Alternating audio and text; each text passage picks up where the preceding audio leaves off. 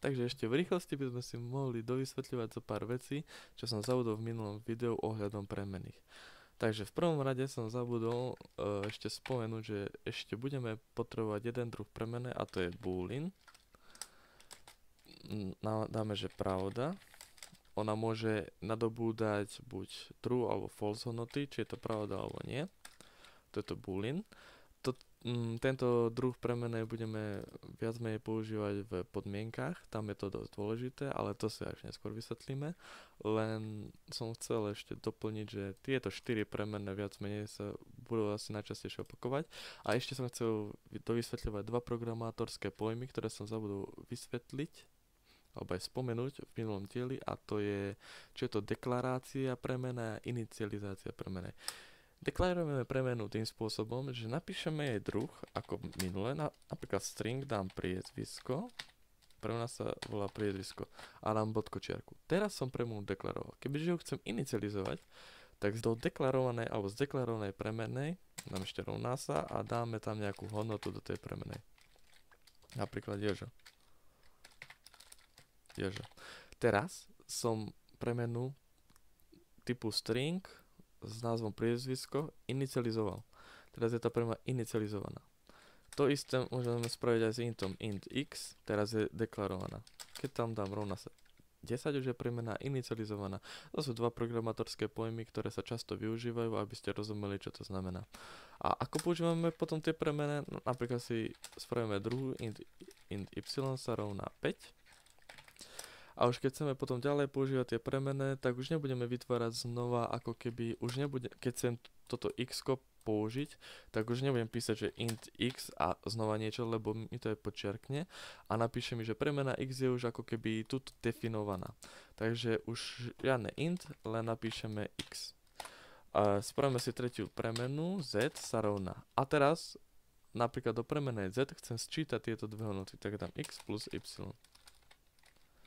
A kľudne toto z si teraz môžeme aj vypísať. Dáme z. Takže čo sa stane? Do premenej z sa sčítajú hodnoty x a y, čiže 10 plus 5 a vypíšeme to. Takže malo by sa vypísať 15.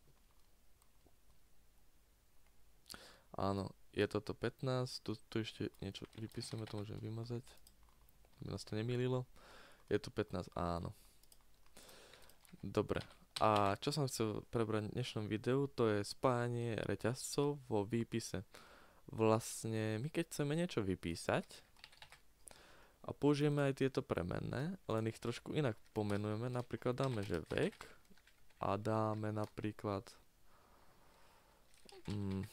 dáme vek, máme tu meno, hore je meno, máme meno, priezvisko a vek.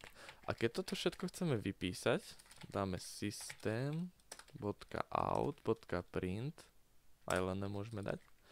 Čiže chcem napísať, že tvoje meno je, dám dvojbodku.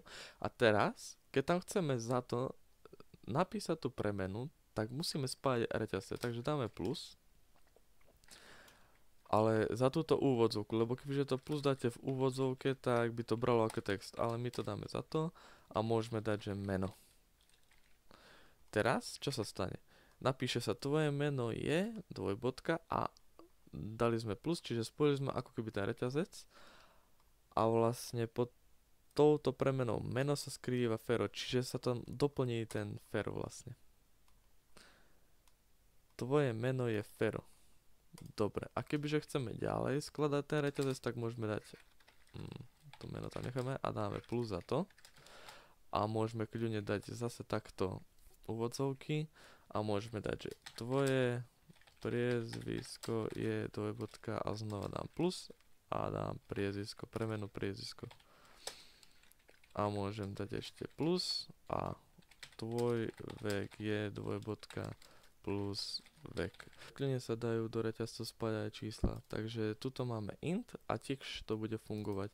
Vlastne rovnako dáme toto plusko, dáme ten int, ako tento vek, túto premenu, ktorá je typu int a dáme spustiť a mala by sa tam vypísať 10.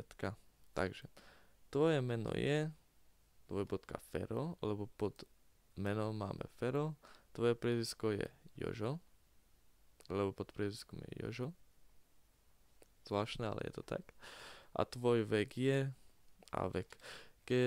Síce sa nám to takto škaredo vypisuje, ale to len preto, lebo tam nemáme medzery. Takže kebyže dám túto medzeru, túto medzeru, túto medzeru, túto medzeru a túto medzeru. A teraz to vyzerá celkom dobre, ten výpis.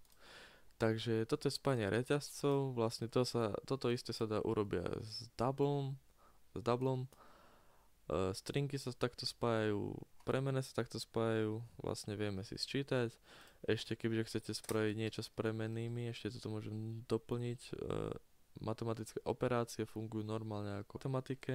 Napríklad keď mám plus a krát niekde, tak najskôr sa to vynásobí, až potom sa niečo sčíta, to isté s delením, aj delená má prednosť a zátvorky tiež majú ako keby prednosť pre sčítovaním, násobením a delením. To je rovnako ako v matematike.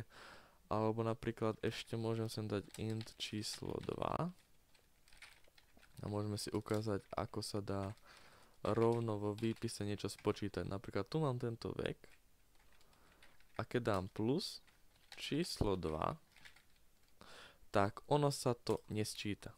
Teraz sa to nesčíta a dá sa to za to.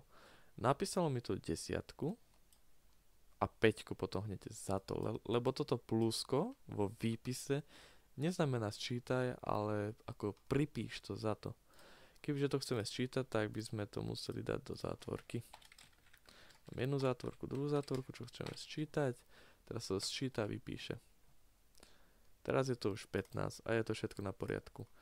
Čiže toto je v dnešnom videu všetko. Ak sa vám video páčilo, zanechajte like, dajte odber a vidíme sa pri ďalšom videu. Zatiaľ, ahoj.